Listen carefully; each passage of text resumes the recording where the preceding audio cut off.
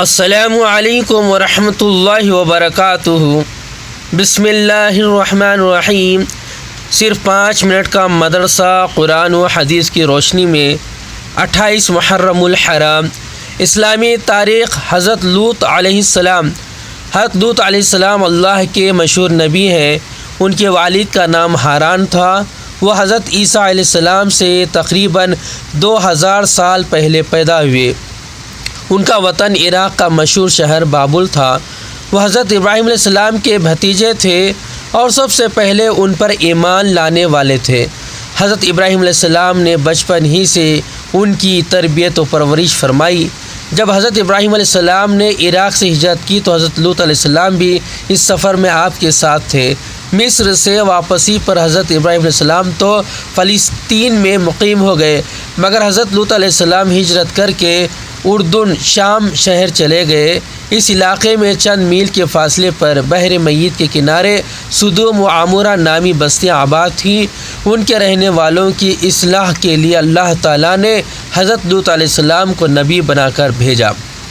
حضور صلی اللہ علیہ وسلم کا معجزہ، حضور صلی اللہ علیہ وسلم کا کفار کے درمیان سے گزر جانا۔ جس رات رسول اللہ صلی اللہ علیہ وسلم نے ہجرت فرمائی تھی، اس رات حضور صلی اللہ علیہ وسلم نے اپنے بستر پر حضرت علی رضی اللہ تعالیٰ عنہ کو سلا دیا اور ایک برتن میں مٹی لے کر آپ صلی اللہ علیہ وسلم باہر تشریف لائے اور یاسین شریف شروع کی۔ فَغَشَيْنَاهُمْ فَهُمْ لَا يُبْصِرُونَ تک پڑھتے گئے اور کفار کی طرف مٹی پھینکتے گئے اور ان کے بیچ سے گزر گئے اور ان کو پتہ تک نہ چلا۔ ایک فرض کے بارے میں قضا نمازوں کی ادائیگی۔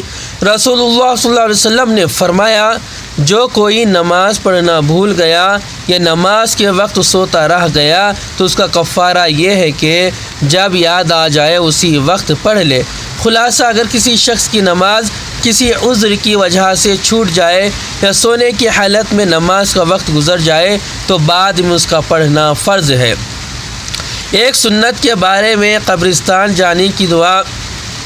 رسول اللہ صلی اللہ علیہ وسلم جب قبرستان میں جاتے تو اس دعا کو پڑھتے، السلام علیکم دار قوم مؤمنین و انا انشاء اللہ بکم لاحقون۔ اے قبرستان میں بسنے والے مومنوں، تم پر سلامتی ہو، ہم بھی انشاءاللہ تم سے ملنے والے ہیں۔ ایک اہم عمل کی فضیلت، تحیۃ الوضو پر جنت کا انعام۔ رسول اللہ صلی اللہ علیہ وسلم نے فرمایا، جو شخص اچھی طرح وضو کرے پھر 2 رکعتیں پوری توجہ کے ساتھ ادا کرے تو اس کے لیے جنت لازم کر دی جاتی ہے۔ خلاصہ، وضو کے بعد 2 رکعت نماز پڑھنے کو تحیۃ الوضو کہتے ہیں۔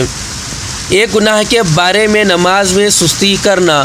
قرآن میں اللہ تعالیٰ فرماتا ہے، ایسے نمازیوں کے لیے بڑی خرابی ہے جو اپنی نمازوں کی طرف سے غفلت و سستی برتتے ہیں، جو صرف ریاکاری کرتے ہیں یعنی دکھلاوا کرتے ہیں۔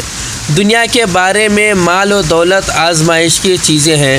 قرآن میں اللہ تعالیٰ فرماتا ہے، جب اللہ تعالیٰ انسان کو آزماتا ہے تو اس کو ظاہراً مال و دولت دے کر اس کا اکرام کرتا ہے تو وہ بطور فخر کہنے لگتا ہے کہ میرے رب نے میری قدر بڑھا دی، حالانکہ اس کی طرف سے اس کی آزمائش کا ذریعہ ہے۔ آخرت کے بارے میں دوزخ کی گرمی اور بدبو کی شدت۔ رسول اللہ صلی اللہ علیہ وسلم نے فرمایا، اگر جہنم سے آگ کا ایک ڈول زمین کے درمیان رکھ دیا جائے تو یہ مشرق اور مغرب کے درمیان کی تمام چیزوں کو اپنی بدبو اور سخت گرمی سے دکھی کر دے، اور جہنم کے انگارہ میں ایک شرارہ مشرق میں موجود ہو تو اس کی گرمی مغرب میں رہنے والے کو جا پہنچے گی۔ طب نبوی سے علاج خربوزہ کے فوائد۔